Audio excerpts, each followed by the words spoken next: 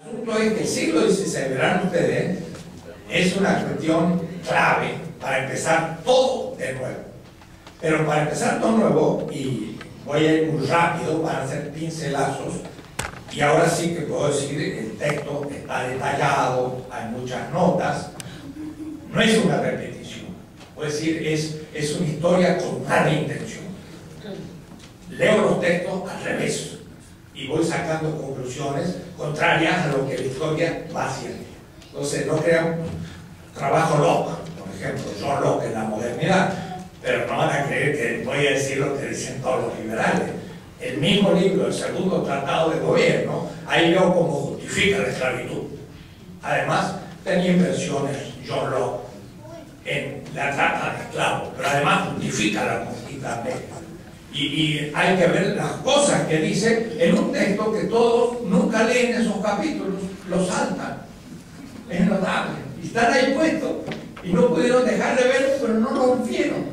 Y leer un Hegel, pero leer un Hegel metropolitano, donde dice los pobres de Europa son enviados a las colonias para que se vuelva clase propietaria. Y entonces leer un Hegel desde la periferia como el gran pensador teológico del colonialismo, pues eso ni lo hizo Marx porque leyó en Hegel otras cosas.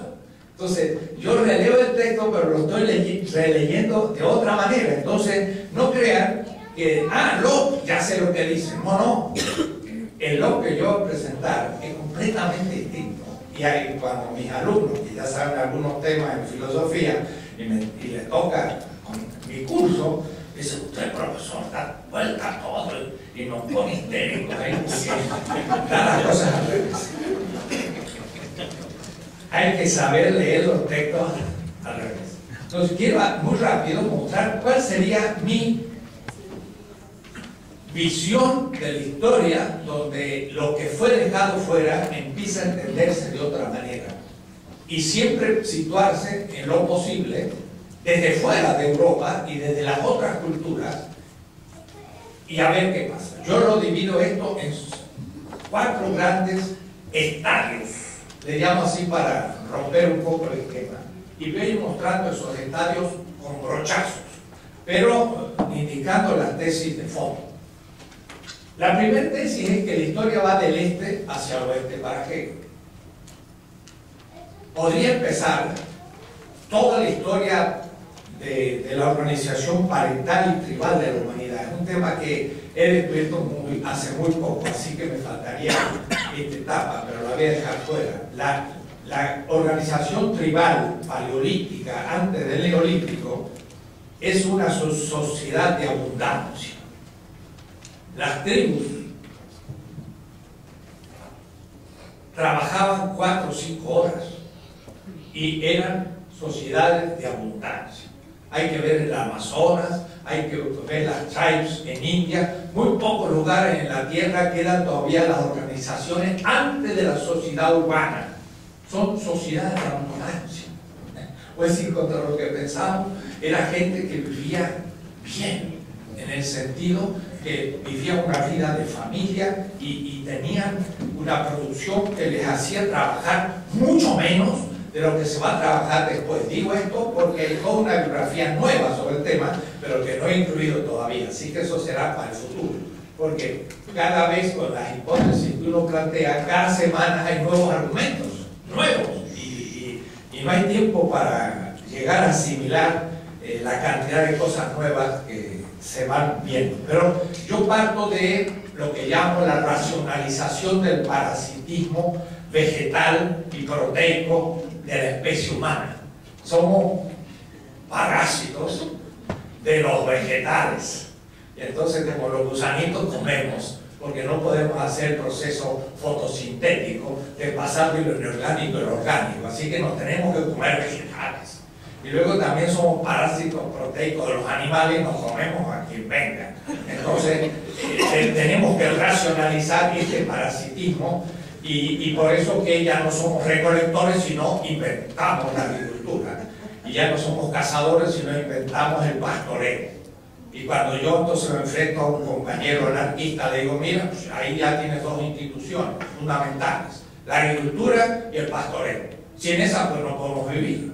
Y sin embargo son ambiguas, porque ahí empezó el problema ecológico, ¿no? Ahí empezamos a destruir las selvas y ahí empezamos con la agricultura a destruir la tierra, pero no había otra. Entonces son problemas. Lo cierto es que después que tenemos el alimento cerca, vegetal, por la agricultura y el pastoreo, el ser humano puede empezar a construir eso que llamamos ciudades. Y claro, en el caso de una historia de la política, empieza la historia de las ciudades. La política es en el fondo la ciudad, aunque esta organización tribal habrá que volverla a pensar como utopía, pero las ciudades empieza la complejidad humana. Y entonces, ¿dónde en el mapa se sitúa la primera etapa de la revolución urbana y cuáles son esas grandes primeras civilizaciones? En el sentido de civitas, ciudad. Entonces, político o civilización, uno viene del griego, otro del latín, y ustedes ven eurocéntrico, me estoy refiriendo a los dos por ahora, porque no tengo otras palabras. Es decir, que no es fácil rebelarse contra el Padre, hay que seguir usando su terminología a veces por siglos, así que no me puedo evitar la cosa.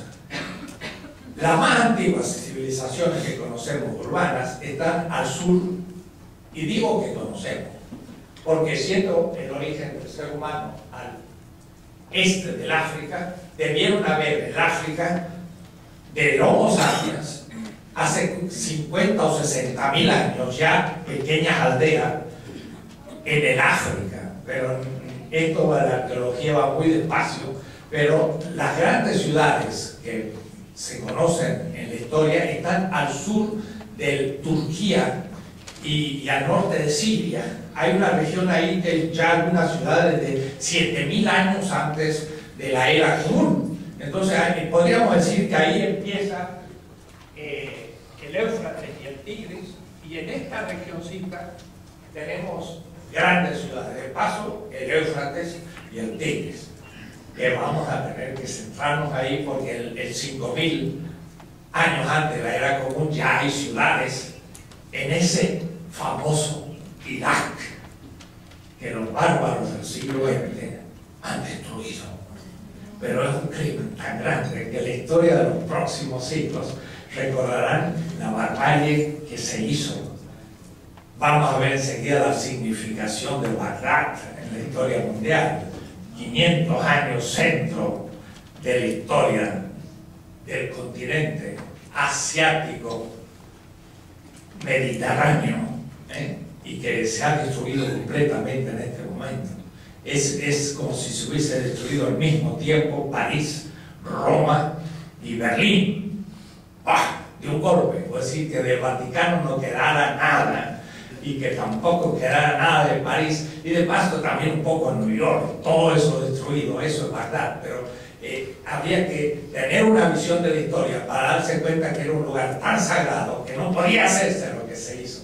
Pero hay que ser muy ignorante y bárbaro para lanzar una guerra como la que lanzó el señor Bush, pero hay que ser ignorante para eso, para tener esa valentía irracional.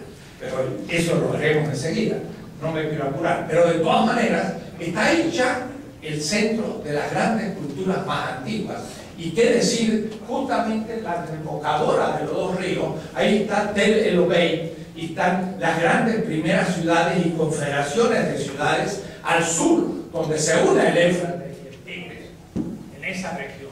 Y ahí tenemos ya unas culturas originarias. Y entonces ya me tendría que quedar en la Mesopotamia un ratito, pero eso se conoce, no voy a tener mucho tiempo, pero cuando tengo que explicar el tema, digo, y esto lo dice Gunther Frank, que es un gran pensador universal, que es medio norteamericano, medio holandés, pero en el fondo sus grandes aportes teóricos fueron en América Latina.